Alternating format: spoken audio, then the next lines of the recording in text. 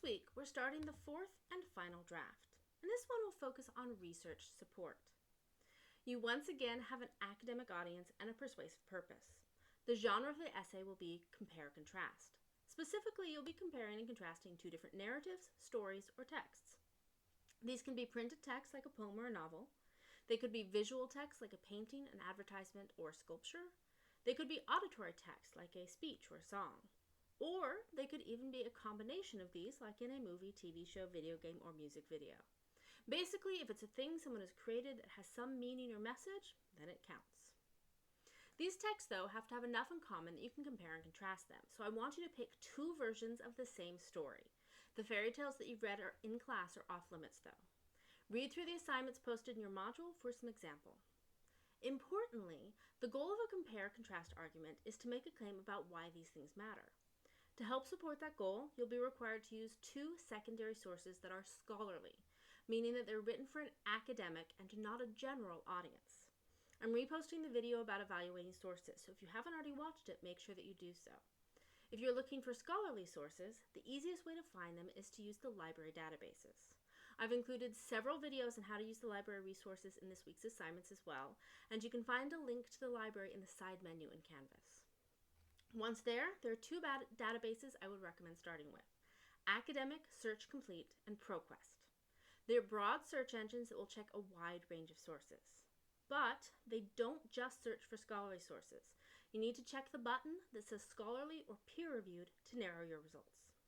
If you're not using the library, you need to make sure that the audience for your source is academic, not general.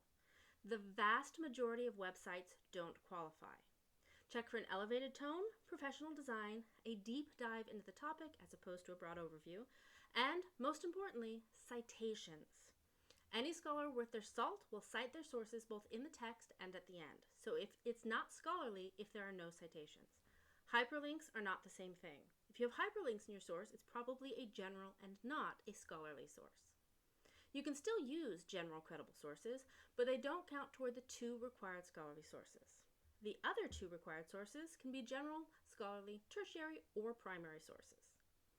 As always, along with your essay, you have a writing exercise to complete. This week, you're working on an annotated bibliography that goes with your essay. This is essentially a list of the sources that you read with notes. You don't need to write pages about each source, just a paragraph or two that summarizes the main idea and explains how it will fit into your essay. Try your best to choose sources that will be useful in your paper, but if your ideas change as you write, it's fine if you ultimately don't use the sources that you list. There's an example in your modules, and I've linked to the Little Seagulls chapter on this as well. Because I'm raising the standard for your research, you'll have 2 weeks to work on the essay. However, your annotated bibliography is due at the end of the first week. Spend this week developing your topic and working on your support. Focus on your draft next week. For our readings and discussion board this week, you'll be reading the collection of stories that you may be less familiar with, the Bluebeard Tales. I've also posted a more modern version of the story by Agatha Christie that you'll find in your Canvas modules. You'll be writing about these stories in your discussion board. The last one, by the way. Because research is not an easy task, you'll need to be very aware of time management. Ask for help if you need it, and remember, the librarians are there to help you as well. Take heart in the fact that you're almost done with drafting. After this essay, we'll be moving on to revision.